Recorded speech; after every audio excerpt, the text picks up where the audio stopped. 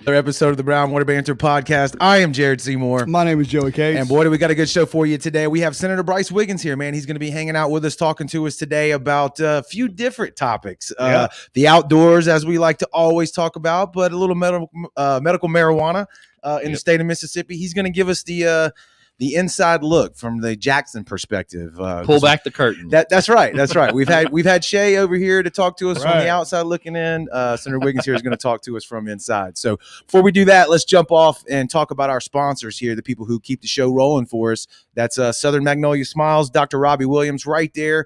Look them up on all the socials, man, at Southern Magnolia Smiles. They're on Facebook and Instagram. You can go check them out. If you're a traditionalist, go look them up on their regular website there at southernmagnoliasmiles.com. Is that the definition of a traditionalist? That's right. That's right. Or give them a call on the landline if you're really old school. So 228-215-1202. If they're right there on Washington Avenue in Ocean Springs. If you're looking for a great local dentist, man, he will take care of you. And Hill Tree Marketing. You keep hearing us talk about them. If you're looking to get a website done, any type of graphic design, photography, videography, Jesse Hill and his team right here that you're looking at, they're going to take care of you. They go over to hilltreemarketing.com and look at all the websites they've done for the local businesses around here. And if you want to see some personal experience, go to brownwaterbanter.com because he did our website as well. Yes. And we couldn't be happier, man. It's been a pleasure working with Jesse, and we're happy to have him on board as a sponsor. So, so as we promised, let's just dive right in. And before we get into the nitty gritty, let's introduce yourself if you could, as far as like your background. Born and raised here on the Mississippi Gulf Coast, right? Well, actually not born, but raised. When I was born, my dad, I was born in Texas, and he was in medical school. Great state. Just as good. Just as good. So I'm actually a Texan by birth. I'm a little jealous about that. Yeah. But no, seriously, my family's from here. My dad is Dr. Chris Wiggins, and my great-grandfather was Ed Wiggins, and he had Wiggins drugstores in Jackson County, and in the 50s he was mayor of Pascagoula, and we called him Poppy. So he was Ed Wiggins, had no high school education, or I should say he had no college education, got off the train coming from Alabama, stopped in Moss Point. He was going to go to New Orleans or Louisiana to work in the oil fields, decided that was not what he wanted to do. Smart move. Right. It's smart move. And right. And so he came back and got off the train in Moss Point, Pascagoula, and started the drugstores. And back then, the drugstores were like, that was the center of town, if you will. And so Wiggins Drugstore, a lot of the old timers know Wiggins Drugstore. And he was the owner of that and was the mayor of Pascagoula in the 50s. And then his son, Julius Wiggins, my grandfather, worked at Ingalls, was a welder, grew up there, worked at International Paper. And that's how we ended up kind of moving around, or at least my dad did, because they moved where International Paper was. Got to go where it works at. Pine Bluff, Arkansas, Spring Hill, Missouri, Vicksburg. Same way my father, Heather's dad, did the same way. Yeah, wherever really? International Paper goes, they follow. So at that time, that's what you did. Yeah. You did that. So he was a welder doing that. Then, so he retired as a welder from Pavco, was a foreman. And then my dad was the first one to go to college in the family. So he went to college, and when they were in Pine Bluff working, when my grandfather was working at International Paper, my dad would literally come down here during the summers and work down here with his grandfather, who I talked about. Right. And the other side of the family, they were first generation Swedes who moved here to Moss Point, and their last name was Pilstrom.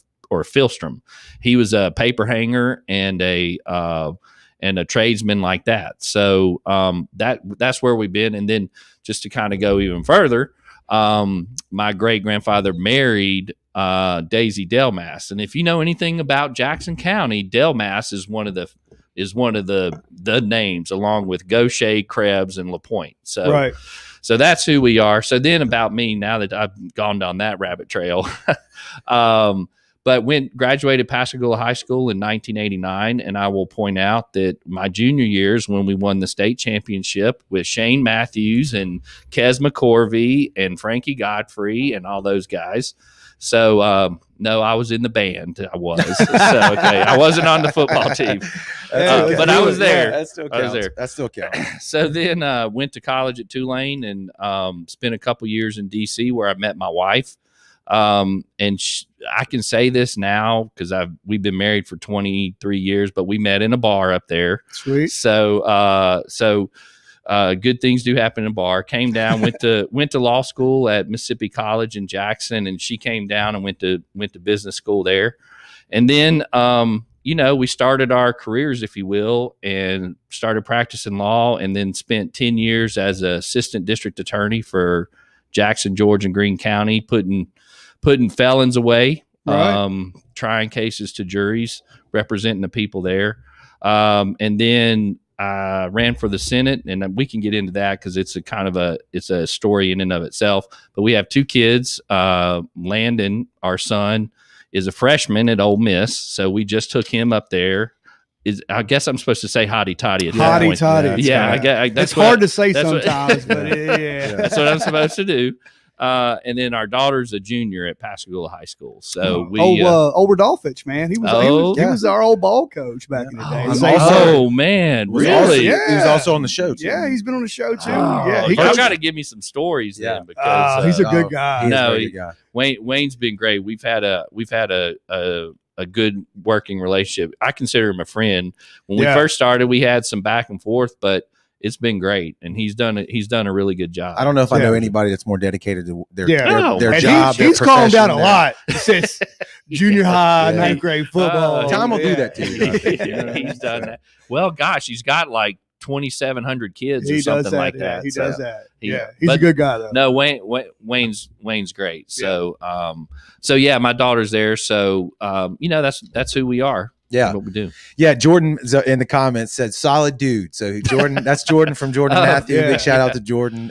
You just did their podcast recently. We were talking about that, but I didn't put on the green suit. So right, I don't know. That wasn't you. That was not me.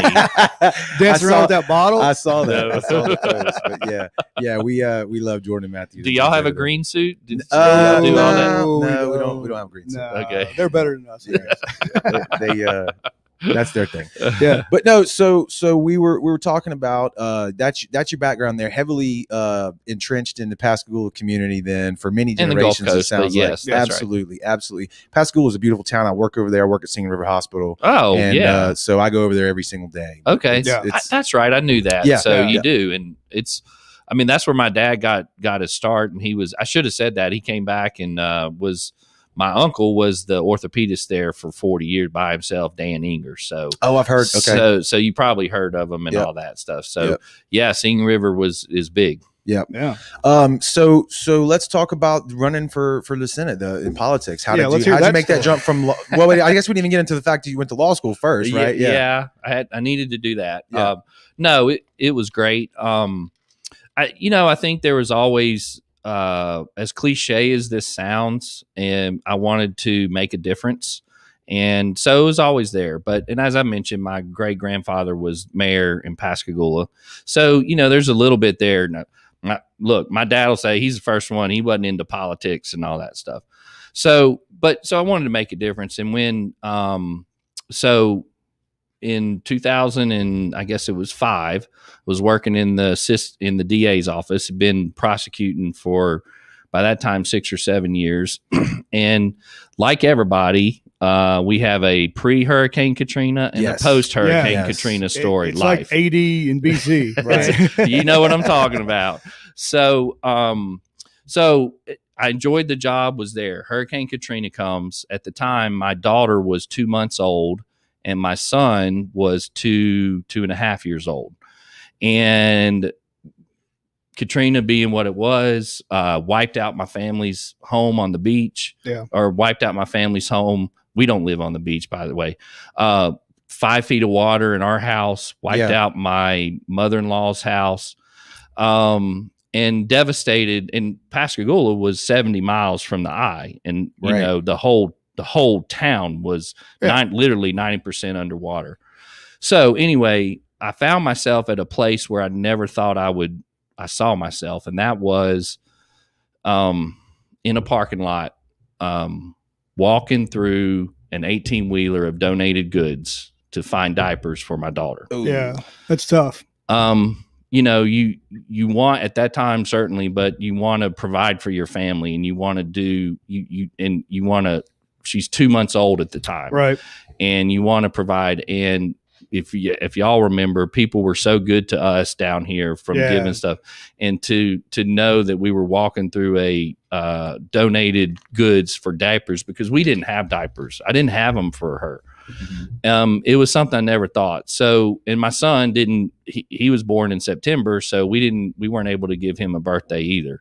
So it was at that point, like many people, you were assessing what was going on. And look, there were people that were deciding to leave because that's what they had to, y'all know what I'm talking about. Yeah. They didn't know what they were doing. In our case, we all moved into a house, my family, my family, my parents, their dogs and cats. That camera keeps blinking, Joe. I don't know if it's no, it's not your fault. I don't know if maybe that cord's maybe hitting or something. Just watch. Maybe you don't hit it with your thing. Sorry to interrupt you there. Just you blinked a little bit, but we're good. So probably my fault. So we moved into a house there. But it was at that point that I said, if I'm going to stay here and if I'm going to raise my children here, I'm going to make a difference, and I'm going to be a part of something making Mississippi better than it is. Because look, we have challenges, but we also are great people. Great. And the coast is a great place. Yeah. And I said, if I'm going to stay here, I'm going to do it first and foremost for my children. And I'm going to do it because this place, and seeing the people who decided to stay, and this doesn't not fault anybody, but what we went through, it showed how much this place meant to people. Absolutely. And I wanted to be part of leading that and making a difference for the folks down here. And so with that, I, assessed the situation, and I decided to run for the Mississippi Senate. And at that time, there was an incumbent who'd been in there for 3 terms. And I took him on, quit my job, I love being an assistant DA, quit my job because you couldn't do it, literally cut our family income in half. If you didn't know that, ask my wife. she'll remind you. Yeah. And she cut our family income in half. And because the legislature is officially part-time, you have to work. So I started my law practice. Anyway, we ran and we won with close to 60% of the vote, beating this incumbent. And it was something special. And ever since then, and it's been something that I've appreciated and enjoy being in the Senate, representing the people of certainly my district, but also the coast of Mississippi. And we can talk about that. But in Jackson, people, in some ways, people are jealous of what we have down here. But y'all know that. And they're also, I would say they're jealous. And then they want what we have. Right. And there's always do you ever seen this thing in Mississippi, south of I-10 and north of I-10? Right. Yeah. Except really it's south of Hattiesburg now. But it is. So I've been honored to represent the folks. Just to give you an example, was with the BP money, I was the lead conferee, the lead negotiator on the BP dollars. And just a quick story. When we were doing the legislation during the debate, it had finally it passed the Senate 4 times, went over to the House. I went over there and watched, and there were amendments. And one of the ones I saw was they put an amendment forward to take all the BP money and split it amongst 82 counties. Negative. And the last time I checked, BP did not happen in Tupelo, and it didn't happen in Issaquena County or something like that. How does that conversation go down there when you say that to those other representatives? Especially when you're going to the line getting diapers for your kid and they want money way up there. Yeah. I probably don't have that exact conversation with so this will happen. Yeah, it's a little different. To that end, I will say this, that in the Senate, my colleagues have been great, and we've worked with them, and they've been tremendous with us. And that, deep down, they know that, like in that case, BP happened down here. We couldn't do it without them. This is one of the stats I give. I'm giving you a little insight on this. Yeah, is that in the Mississippi Senate, there's 52 senators. Okay, from the bottom 3 counties, there's 7 senators. Now, I wasn't that good in math, but the last time I checked, 7 did not exceed 45, or 45 always beat 7. Right. So you had to work it and work with the state leadership and to do that, but also you had to, because if you made them mad, let's just say, they'd always just vote against you, and we would vote. And there was one point during the whole BP stuff that happened in the House, that the bill came up and literally it lost 150 to 22, and there's 22 House members from the coast. So it's right along the lines of geographics, right? Right. So y'all weren't there. Yeah. So and that gets into the whole how the inside stuff works and all that. Right. So, but I've enjoyed and loved representing the coast, but also South Mississippi. We have a lot in common with those in Hattiesburg down south to here. It's great, and we're leading the state, and I think that's a great thing. Yeah, absolutely. Yeah. And like you say, that's one of the reasons, and we really appreciate you coming on here today, is to kind of get that perspective, because Joey and I live in this state. We vote in this state. We've had Shay only mention that already, and he's kind of given us his perspective, but you're there. You see what happens, and what you just explained, like you said, with the BP money, you can try to play hardball, but you got to do business. Look, you need to play hardball, but you also need to understand, if you play hardball, what the consequences are going to be. Correct. And I've done that. I mean, just as an example, when Singing River Hospital. Yes. So I don't know if you were involved, but the pension crisis, the retirement, that happened, and all that. Yeah. So when that all happened, I filed and pushed a bill to make it transparent amongst the community hospitals, and to prevent what happened statewide that happened in Singing River. Literally, I took on the whole hospital establishment in the state of Mississippi. They did not want that. And with the help of Lieutenant Governor Reeves, now Governor Reeves, we got it through the Senate, and working with my colleagues in the House, we got it through. They didn't want it. They literally did not want it. And they said the hospitals came out against us, but we were playing hardball. And an inside story, their lobbyists, we mentioned that. I told them, I called them, and I said, there's going to be a bill coming, and I'm pushing this bill.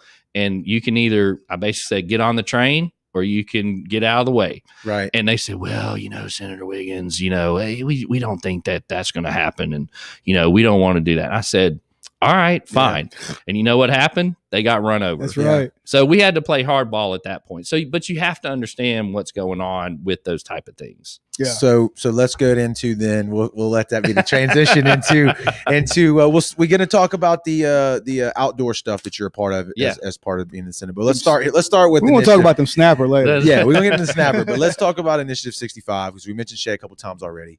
And for people that don't know, real quick rundown, if it's the first time you've heard about it and you're hearing it on this show, 74% of the state population voted in favor for medical marijuana, a bill that was a ballot initiative, correct, that it got the appropriate number of signatures to be put on the ballot to even allow the people of the state of Mississippi to vote on this.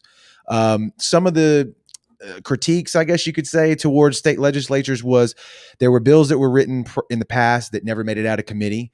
I know a lot of the people in the comment section on Facebook all throughout this thing have said, legislators had their chance. They didn't do it. The people of Mississippi took it upon themselves to get this on the ballot, and it passed. And people that don't know, it got overturned in the Supreme Court, correct? Because of what people refer to as a technicality that the number of signatures. But hold on to that. But do you consider the Constitution a technicality?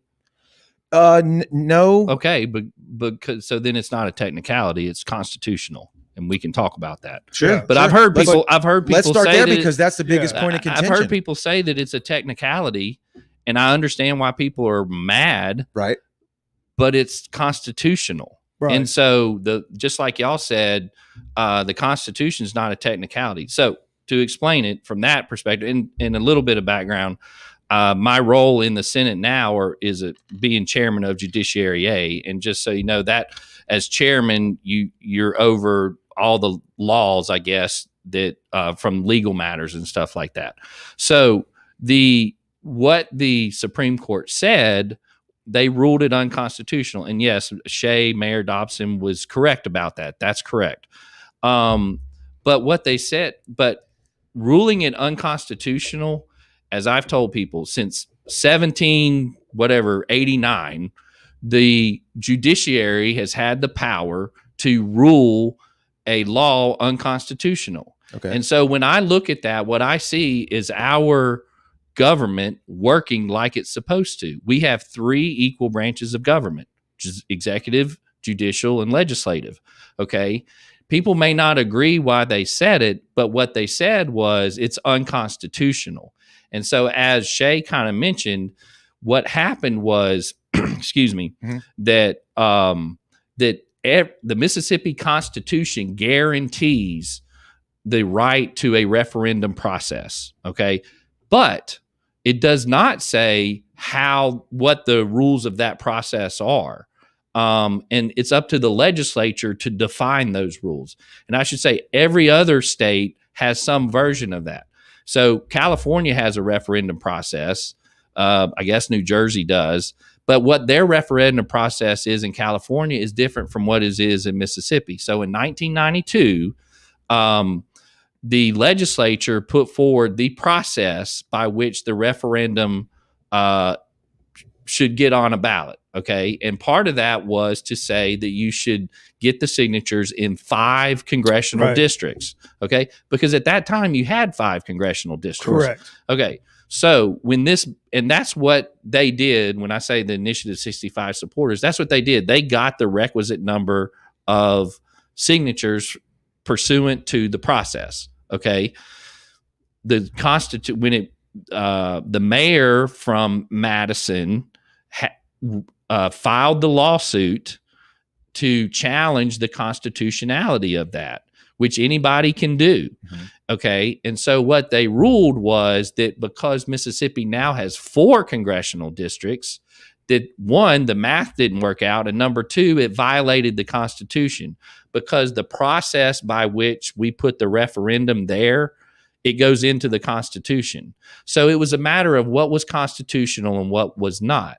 So they, to sum it up, they said, we now have four districts, but we had 5.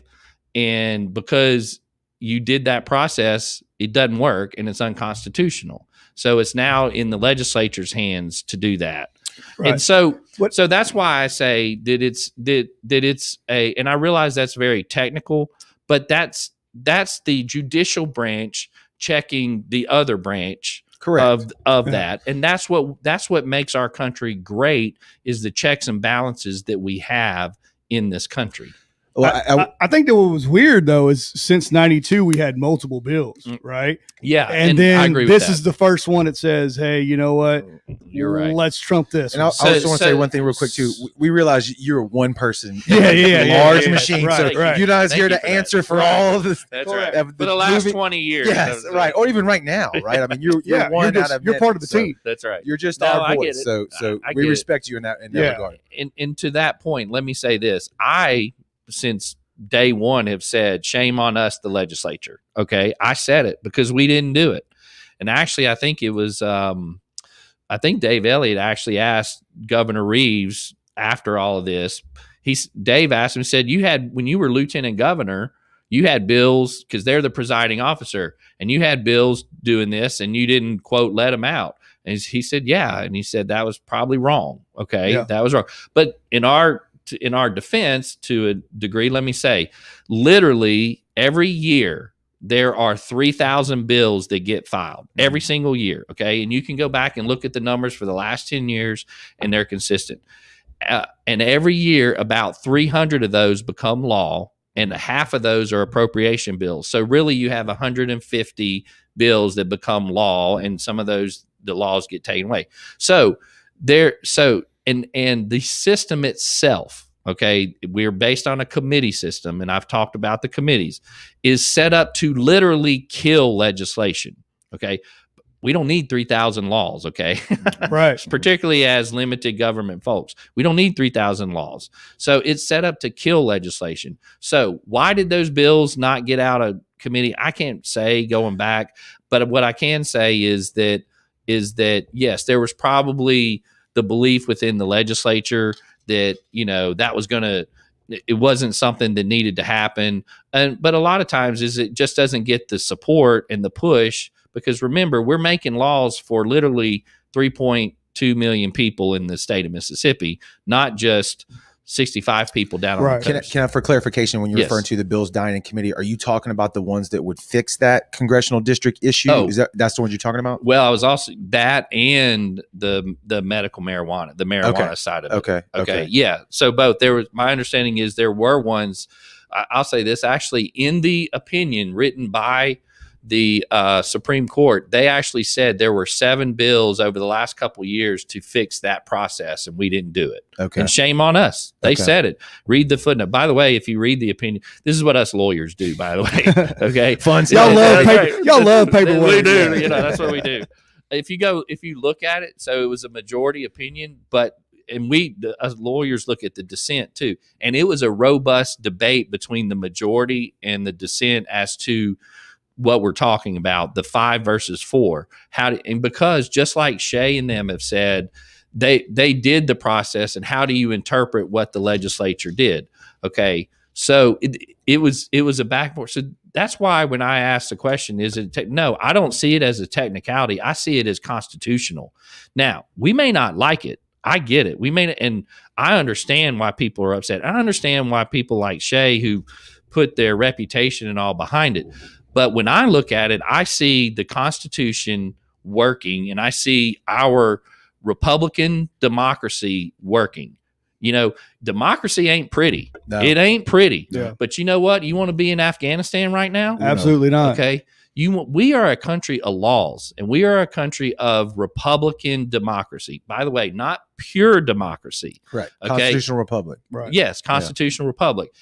And that's the process that we have. And I don't want to get all wonkish and all that stuff, but those things are baked into our system to help. In our U.S. Constitution, James Madison put in, because he was the main author of the Constitution, put in checks and balances. Okay, that's what it is, because that, in the end of the day, gets us where we need to go. That being said, and I've said this, the supporters of Initiative 65, Shay and them, they won the war.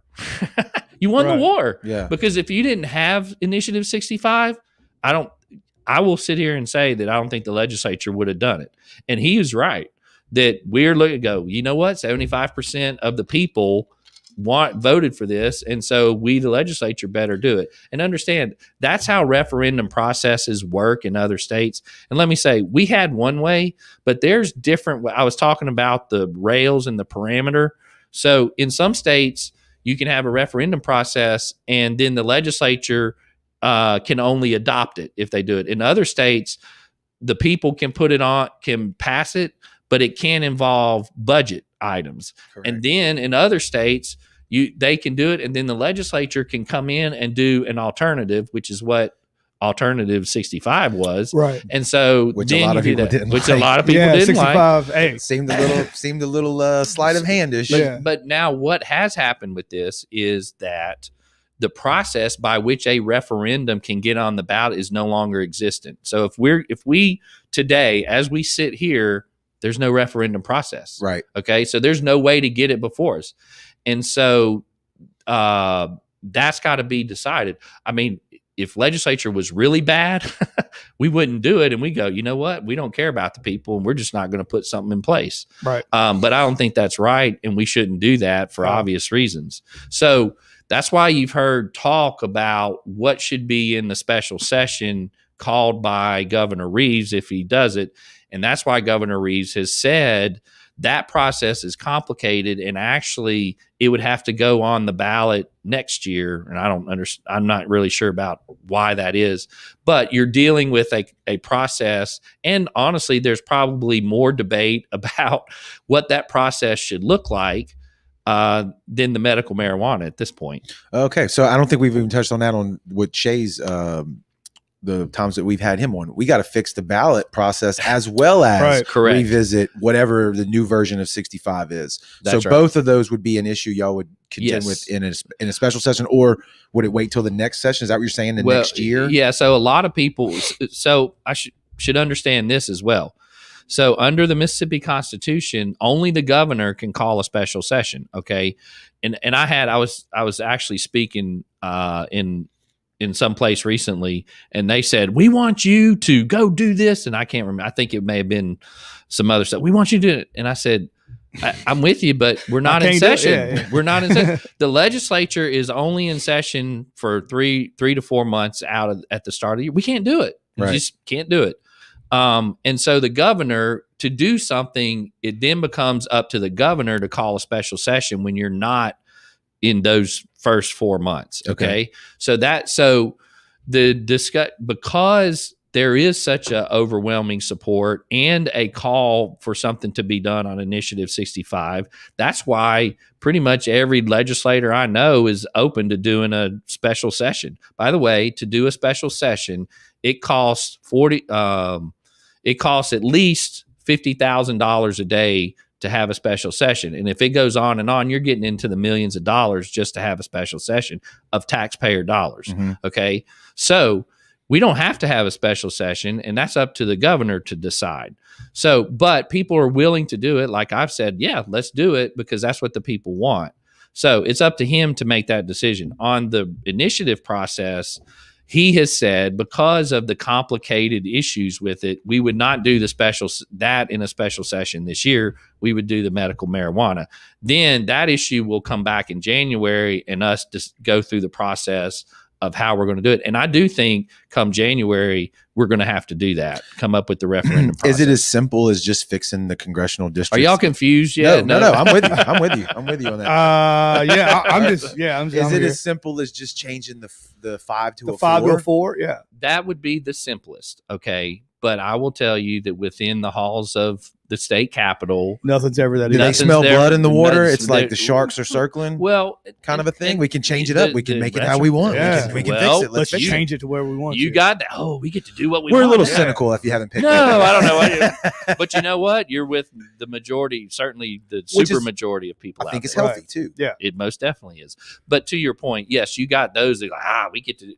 If you actually put them. Some people under a truth serum, they'd probably say, yeah, we don't want it, because they wouldn't. Well, that's not right. But then you have some folks, the debate is, okay, and this is how the current one was before the ruling of the Supreme Court, that when it does it, it gets put in the Constitution. Okay. Not all places are like that. Okay. That's why when Initiative 65 came up, what you heard from the statewide officials and legislators is you're putting it in the Constitution. That's why Senator Blackwell, who, by the way, is, I think, doing a really good job getting us there, said no other product in the state of Mississippi, not alcohol, not cigarettes, not fish, not what is in the Constitution, but we're going to put marijuana in the Constitution. So for those of us who are conservatives and limited government people, we're going to elevate marijuana to constitutional protection when literally no other product is in the Constitution. Okay. So that's why you were hearing folks do that. So part of the debate on this issue is, okay, if we're going to we have to have a referendum process. Do we do like other states? Do we say, okay, the people can come forward and say this issue is what we want, and then the legislature come in and provide another alternative, take what they did and build on it, okay? Because in other states, they say the people have to do it. The legislature has to do it. They can't get rid of it, and they have to carry it out within a certain amount of time, okay? So, also the debate is it going to cost money? All right. How much money is it going to be? And that was part of the reason you saw the statewide officials, in particular, legislators saying, what are the costs about all this? What was it going to be? But I'll tell you that one of the biggest things that not many people talk about on this, why I think folks under the Capitol are having this discussion, is because the process by which we had is subject to abuse. And the reality is on Initiative 65, And there's a legislator who's a millionaire who got behind Initiative 65 and threw out a whole ton of money to let people know what, or let them think what this was about. And I will tell you, I will sit here, and if we had a Bible, I put my hand on the Bible. Okay, I don't know if people just put it on the table. I'll put it right here. You're on this camera, it's about as good as gold anyway. After the Supreme Court did what they did, they said, man, that was confusing. Yeah. It's not what y'all said, because the agenda-oriented multimillionaires who had their particular interests flooded the airways with money to sell their product and tell people this is what it was. The reality is, from a purely medical standpoint, Initiative 65 was not a medical marijuana. Yes, there was part of it, but it also involved some recreational. And when you go talk to constituents, because I've done it from Lamar County to Jackson County to Harrison County, people support medical marijuana, okay?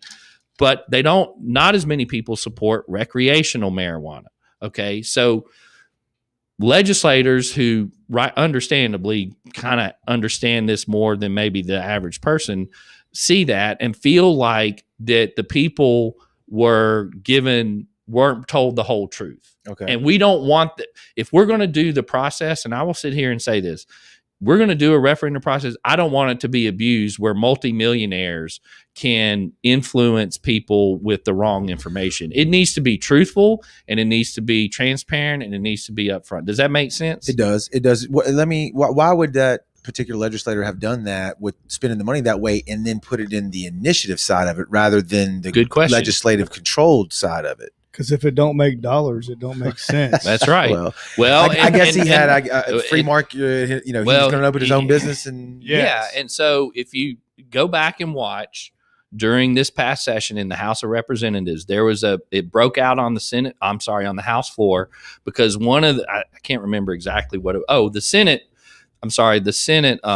We passed the bill, but anyway, there was a debate where the amendment that came forward was to prohibit any legislator with a financial interest from having that, and that broke out on the House floor because of that. And in the legislation that's being worked on right now, you can bet you will see that, to prohibit legislators from having a financial interest on something that they voted on. And that's Congress did that not too long ago. Yeah, but that's part of the problem that was going on, is that you had certain people who literally had financial interest who wanted to see this. It wasn't for the benefit of it probably was for the benefit of the people, but the side thing was, I'm going to get rich. It's going to benefit them. I'm going to get rich out of this. And under Mississippi law, the ethics law say you cannot benefit pecuniarily, that's monetarily, from legislation. If you're going to get a benefit, you cannot vote on it, and actually you can't have any interest in it. So there's a lot of stuff that was going on that led to this. Okay, I will say this to what Shay said, and I appreciate him saying that.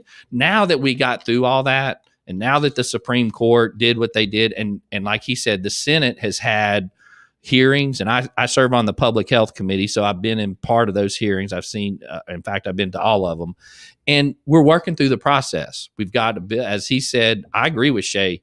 I think you're going to have a vote on it, and we're gonna see, and we're gonna have a program, and we have heard. And when I say we, the committee has heard from Oklahoma, from Oklahoma, that is as open as you could be. And we heard from Utah, which is as restrictive as you can be. And the Oklahoma legislator sat there and told us, looked at us, zoomed at us, and said, yeah, we were real wide open, but that caused a lot of problems. Yeah. And so now we're having to work those out.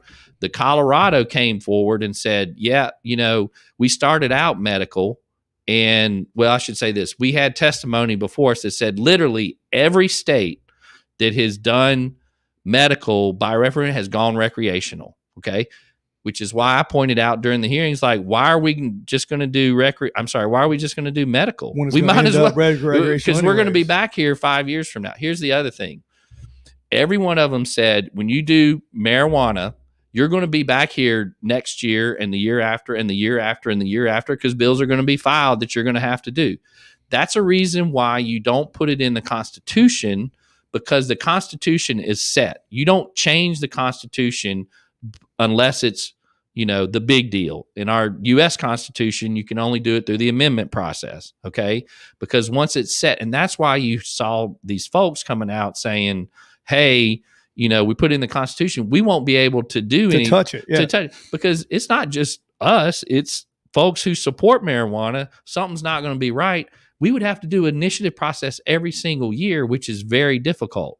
You want the legislature to come to do it because we meet every year to change the law, update the laws. I can respect that part of it. That makes sense. I mean, with anything new, you're going to have changes and ups and downs and things that doesn't work. I hope I hadn't made people mad. I'm just trying to do it. No, actually, I'll read this off to you. Jonathan Partridge, a friend of ours, we know him, lives in Ocean Springs. He said, "This is very informative. Senator Wiggins definitely has my respect. He comes off very forthright and honest, and I appreciate that." Well, thank you. That's the only comment at all other than Jordan blowing it up. So, but people respect, and I respect you came onto the show and talking to us about this without any preconditions or anything like that. You came down here on your own accord and we're talking about it. And now I think that's good to let people hear y'all's side of it. So, and look, we are not good.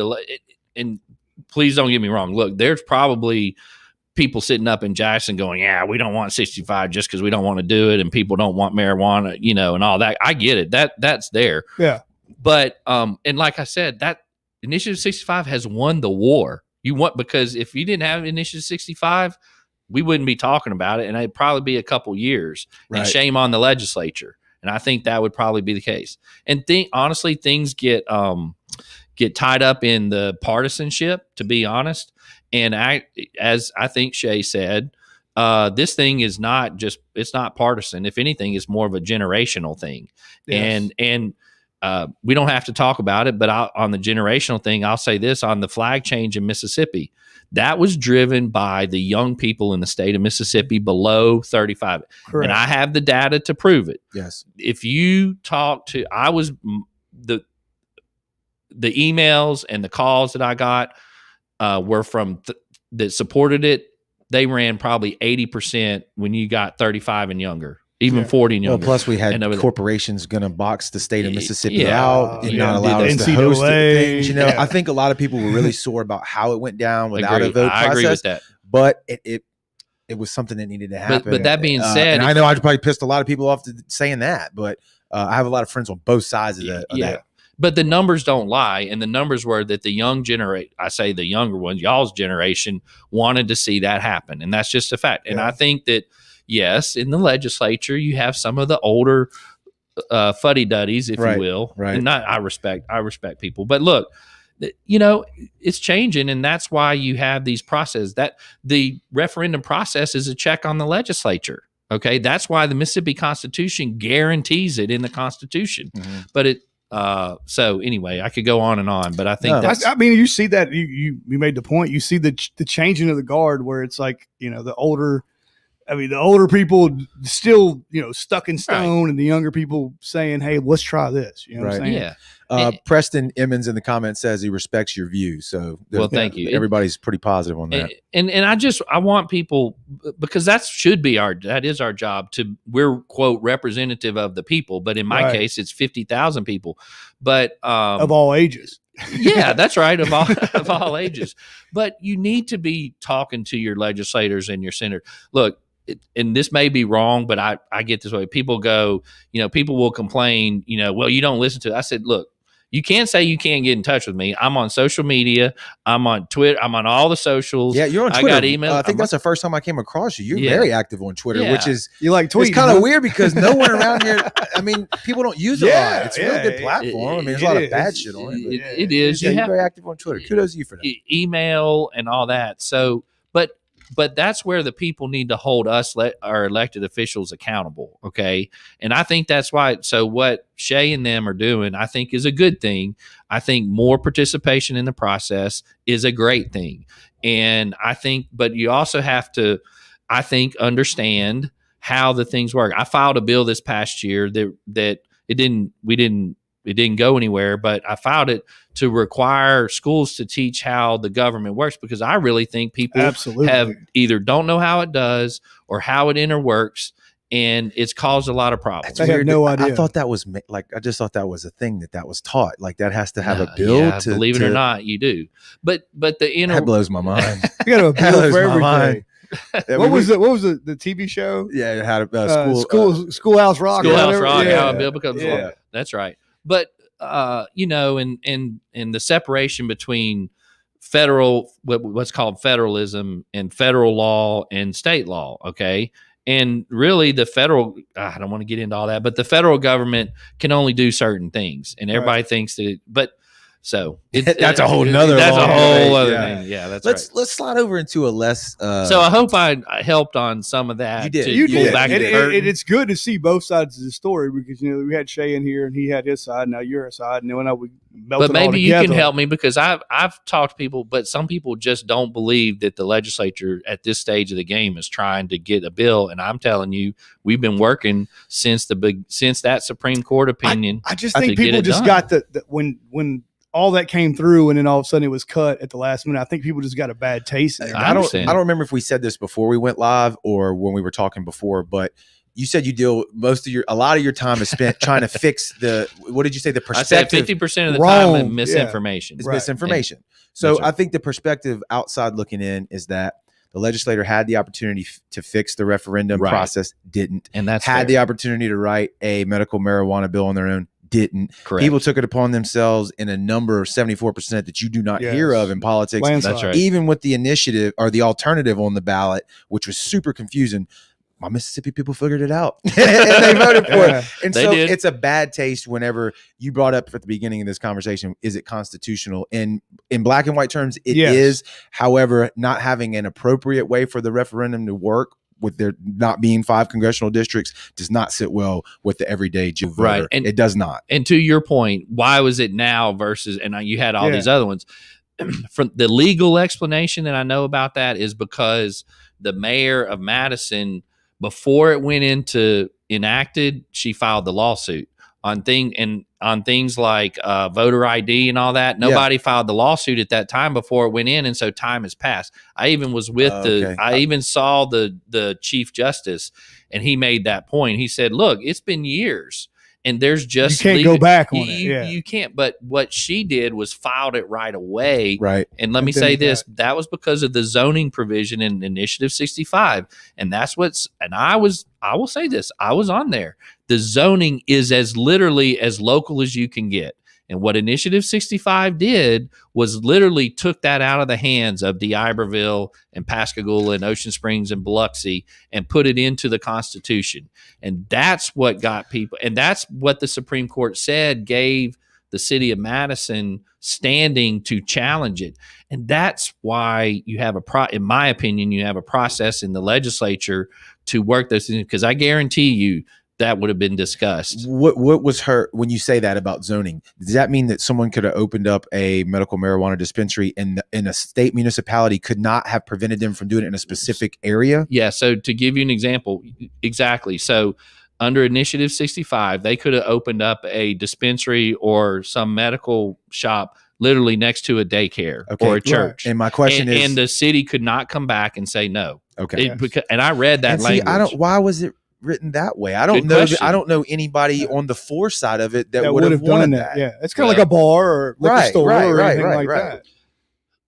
I have my suspicions are that there were just business interests took hold, and they didn't. It was you. What is it? You outkicked your coverage. There you go. That's a good way to put it. That's a good way to put it. And so or some would say got greedy. But anyway, I think moving forward, the people that I've spoke to, that they hope, and Shay specifically mentions it, is that it's not restricted in the number, and that it's not a good old boy system where those, whether it be permits or whatever, are handed out to a select few, like you maybe mentioned with the guy with all the money in the legislature that's doing it. They just want to see a free market system where everybody has a chance to be a part of it. From what I'm told, and from where my understanding is, that I think people will be very happy.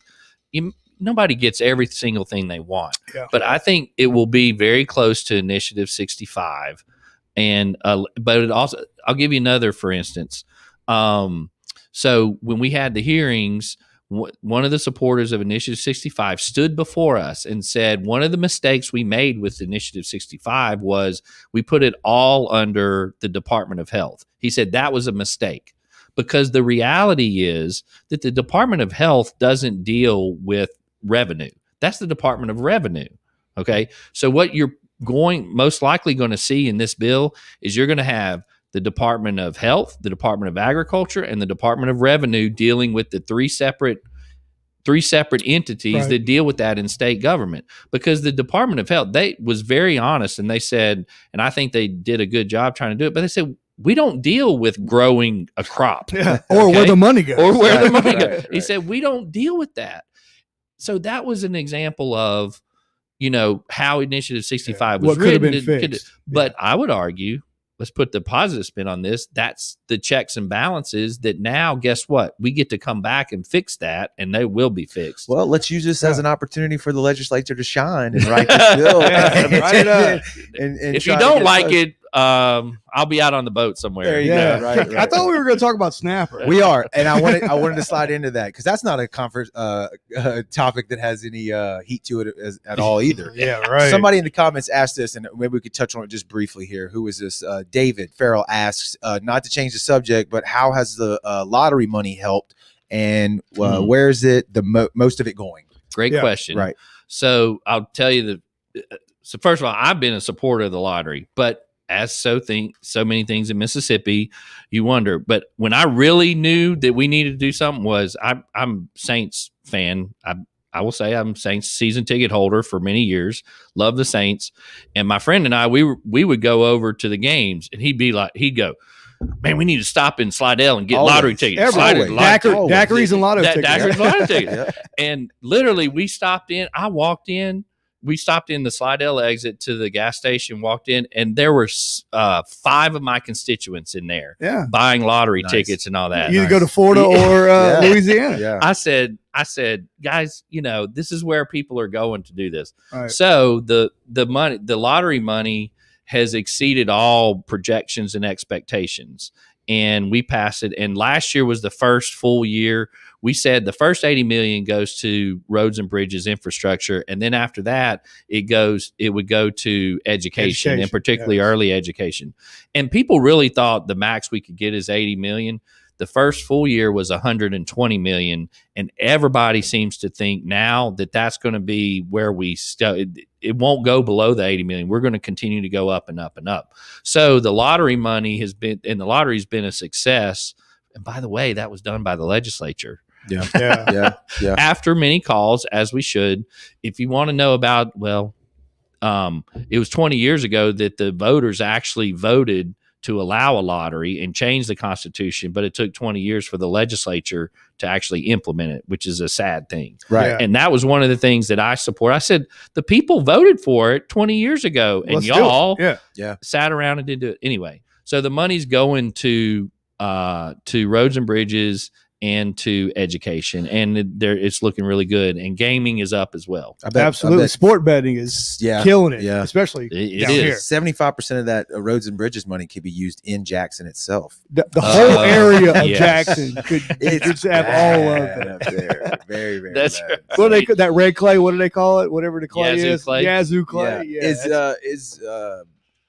I just forgot my train of thought. I was going to ask about the lottery money. Is that why I heard talks that they're possibly Mississippi getting rid of the state income tax? Is that anything at all with any validity? I don't know that that's connected to the lottery, but yes. So last session in January, the governor called for that. Remember, the governor, he doesn't control the legislature.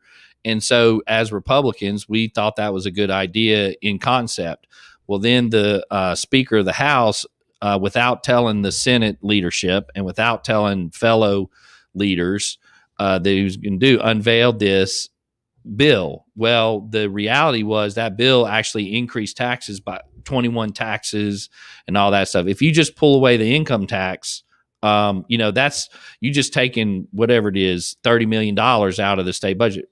Teachers, police officers, roads. That's how we pay for that. Yeah, let's not do that. Joey's a teacher. So that's an example of, hey, yeah, man, it sounds good because Right. I'm all for it. Right. But when you start trying to piece it together, what does it look like? Yeah, let's get rid of the income tax. Well, that's $30 million right off the top. And we gave teachers a raise this past year. $1,000 raise to teachers in the state of Mississippi equates to $53 million a year. Okay. So that right away couldn't give teachers the pay raise. All right. So that's where that came from. And so they're actually tomorrow starting a task force in Jackson to study the issue.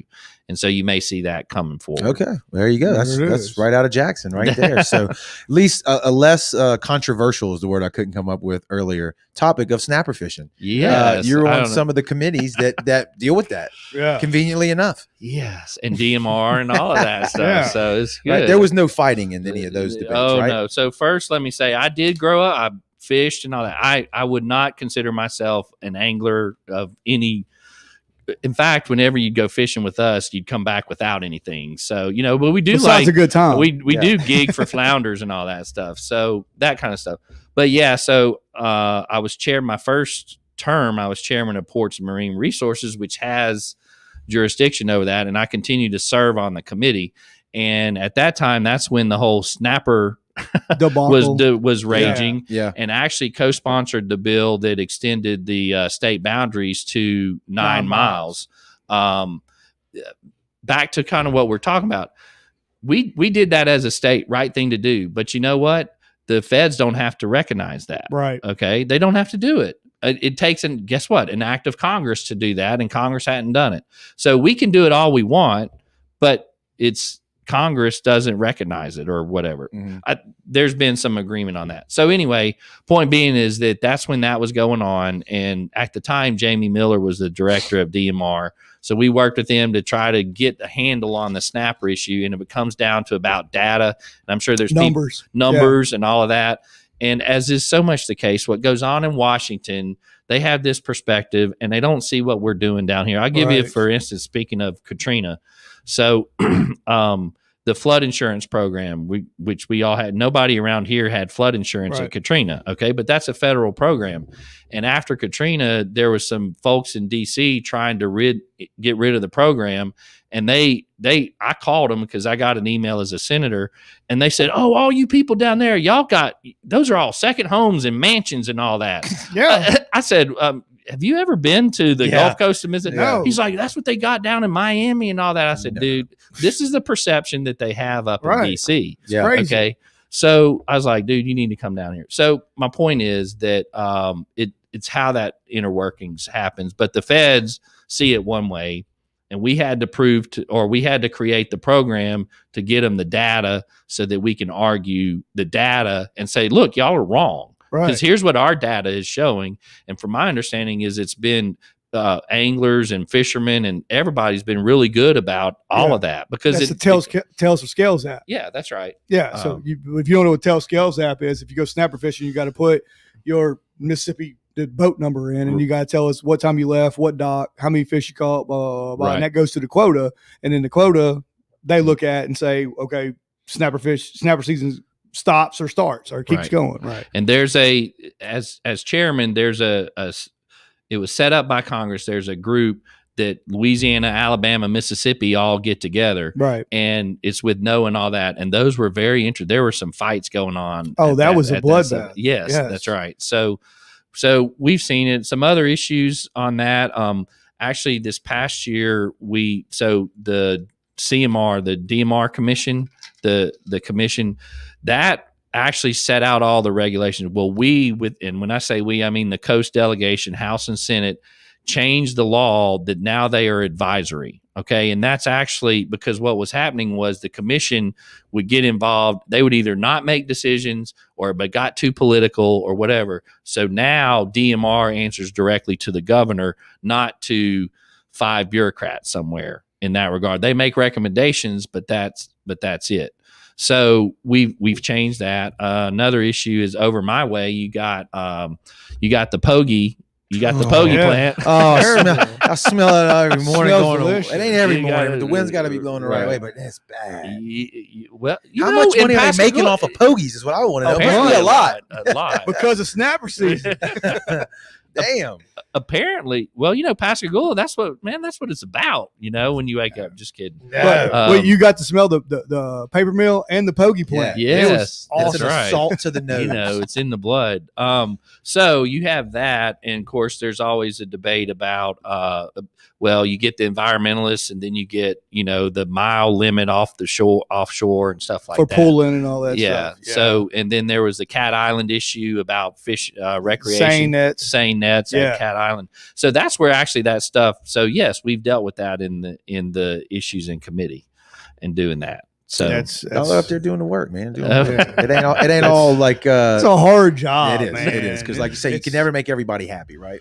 You try no, your best. You try. Yeah. You try. That's what as my wife reminds me, I asked for the job, so nobody forced me into it. Oh wow. So I bet that really feels good when you got to hear that after like a long day of back and forth with people. That's right. She's but right, but it puts it in perspective on that. So it's good. But there's those issues. But that committee's unique because it's the members are all from the coast, except for a couple are from like the Mississippi River side of it. So it's all a bunch of coastians in there arguing and doing that stuff. That's the committee I want to go hang out in. As well, it should be. It should be. Right. Yeah. And the Vicksburg people from Vicksburg are looking at us like y'all are crazy. Yes, we are. So it's the coast. We love it. And That's South how we do it. South Mississippi, we roll. We just want to put 3 or 4 snapper limit on the ballot. Can we put that on there? Sure, you can do that. Anything you want on there, whether it passes or not. Well, yeah. Well, right now we don't have that process. No, we got to get the process going. We first. talked about that. We got to get the process going first. Senator Wiggins, what else is there that you want to talk about or let people know coming up, other than those 2 big ticket items that we just talked about, that y'all have, kind of for next year coming up? Well, look, all my time, and I think the legislators' time has been taken up with the medical marijuana as it should. Mm-hmm. And so that's going to happen, I think, in come January. And starting in about October, November, we're going to get in to start preparing for the session. We've been taken up with a lot of right now the COVID is raging in our that's what I was going to ask. How much does that set y'all back? COVID? Oh, well, look. A ton, I'm sure. In terms of doing that, that's what we've had to focus on. And the reality is that our hospitals are overrun, and people can send in mean tweets or whatever, but I encourage people to get vaccinated. Okay. Get vaccinated, because 97% of what we're seeing are people who weren't vaccinated. Right. And that's a fact. I can attest to that being in the hospital every day. So right. It's a fact. And, the sooner we can get out of this sooner, if we get the vaccinations and get it done. But so when COVID came, we had to do that, all the money that came in. And literally last year, it was what became a 9-month session. It actually became the longest legislative session that anybody can ever remember, because we had to take a break during the middle. We got all the CARES Act money. There was a fight between the legislature and the governor about who was going to spend it. So we did that.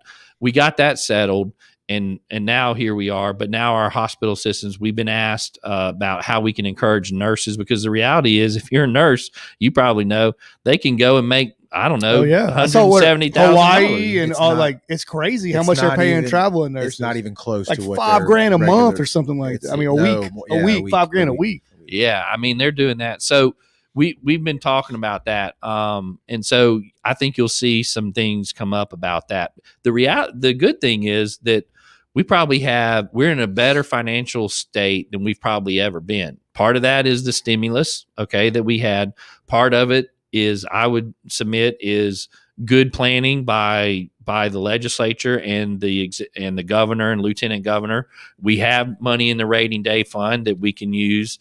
It's been smart from that perspective. And so, we're looking at, but one thing that continually goes on is the Gulf Coast Restoration Fund, which is the BP money, right? Which that's starting to come down, and we're using that to redevelop the areas like Biloxi and Gulfport and Pass Christian and Pascagoula. So we're constantly doing that. So in terms of big issues, I mean, right now it's about actually doing our other job and practicing law.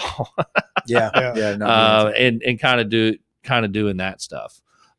So but it's also, you were speaking of DMR. The reality is that, unfortunately, we have, corruption that goes on in this state. You mentioned DMR. I know it was bad about a year ago, real bad. But DMR, Dr. Walker went to prison, and right after that, I was chairman of the committee we were talking about. We did the Dmr Accountability Act, passed that into law that put in stop gaps and accountability measures that they can't do that anymore and prevent that. The head of the Department of Corrections spending 20 years in federal prison for corruption. 2 months ago, Mayor Mario King went to prison because of Moss Point. And guys, I'm sorry, but the reality is our current congressman has ethics violations because he's been taking money and rediverting it to places that are against the federal law. Yeah. And that's a fact. Which a state representative you're talking about? No, our federal representative. You're going to specifically for our district? Yeah. I mean, it's been in the public. Congressman Palazzo. Okay. I mean, Yeah. Whoa, it's on the news. It is a fact. And he's redirecting federal funds in a way that he should not. Is that there's ethics violation. He's before the ethics committee in the House of Representatives. That's a fact. Okay. And they are, we're talking about the Gulf Coast of Mississippi. Yeah. We are better than those. I mean, we are better than things like that. Yeah. And people need to know that stuff. But here's the thing. You talk about Jackson in DC, there's 535 members, 535. That's people's window into South Mississippi. Mm-hmm. Okay. And so what they see is our person out there who's got these allegations. And by the way, they're factual. Okay. Yeah. Who's got ethics violations, misappropriating money. And so people need to look at us and be happy or know how we truly are in that regard. Right. But I think it's a lot with government to begin with. It's kind of got a black eye because once I think, from my point of view, once you get into government, and I'm not pointing anybody out or saying anything, it's kind of like, are you really for the people or are you really for the money? I agree. You see what I'm saying? But do we need to settle for that? Should that? No, absolutely not. And that's why you should vote according to that. Right. Absolutely. That's exactly right. You're right. I will say this. The temptation is there. I'm not going to lie. But that's why to your point, you need to vote and select the people that are going to represent your interests. Look, I see it. I get pulled different ways. You got people and really it's not just your constituents, it's the people in Jackson, lobbyists or, interests. And the reality is you have to be willing to say no. And you have to be willing, we were talking about fighting back or whatever. Yeah. You have to be willing to stand up and say no and know why you're here and doing that for the people and stop too much government is about self-dealing and self-interest.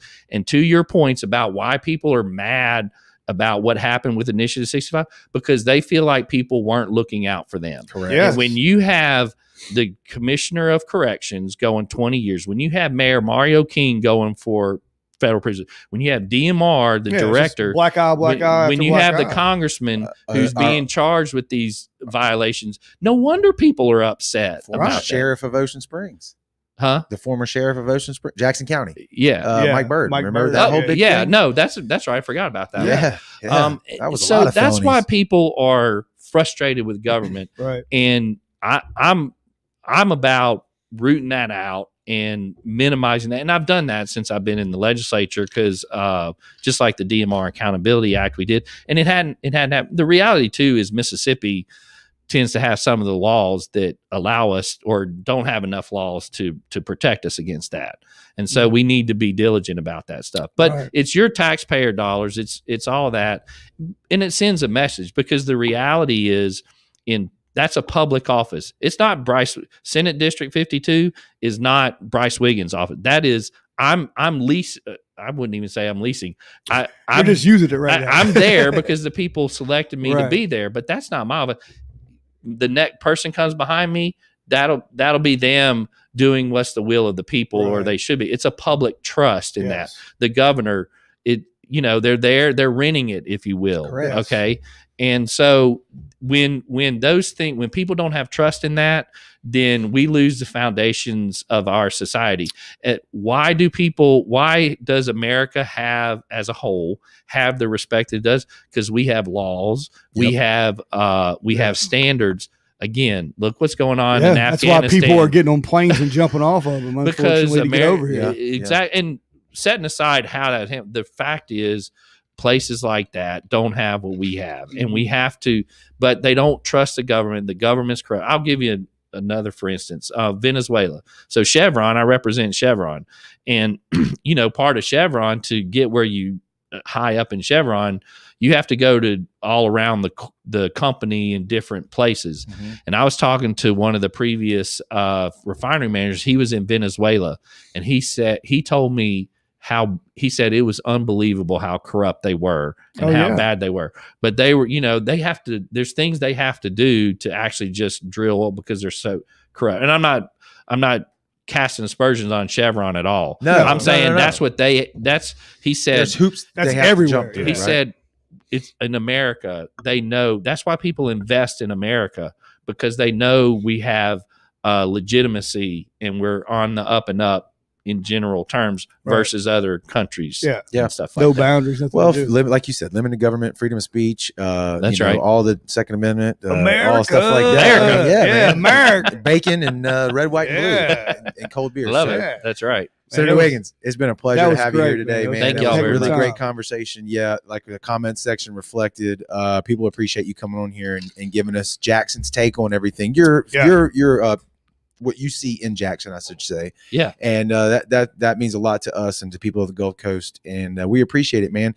Door is always open. I'd love Absolutely. to come back. And I do encourage people to follow and look, legislators, we need to be better at communicating with that's why I'm here. That's why I'm out and available, because I think I can't remember, one of y'all said, people got jobs and they got lives and they got kids and they got all that. I chose to be in this, but I'm doing it for the benefit of the people, but you need to hold me accountable just like everybody. And we need to be communicating and telling y'all what's really going on. Right. Absolutely. Like I say, with social media, where you're on Facebook, Twitter, Instagram, the Gram, baby. Anywhere. My daughter's trying to get me on TikTok. I haven't. We did it. We had to jump in there. Yeah. We had a little semi-viral video. We got like 250,000. Actually, we were kind of cool. Yeah, for a split second. To her, to be honest, I was like, Grace, should I get on TikTok? She's like, your dad, you don't know. And she sent me a link that said, here's what you need to do if you're going to do it to be cool. Right. Yeah. Okay. Right. So, keep her on your team when it comes to that. Let her be your social media manager. Continue to run it through her and get her approval before you do anything. And then email. And then email is bwiggins@senate.ms.gov. But you can Google Brice Wiggins. My website is bricewiggins.net. You can Google that and find all that, or go to the Mississippi Legislature webpage and they have the links for that too. That's right. Sweet. But I prefer, Instagram, Facebook, all that's easy. Yeah. Give him a day or two to get back to you, I'm sure, because you up there working. Well, yeah, I try to. Yeah.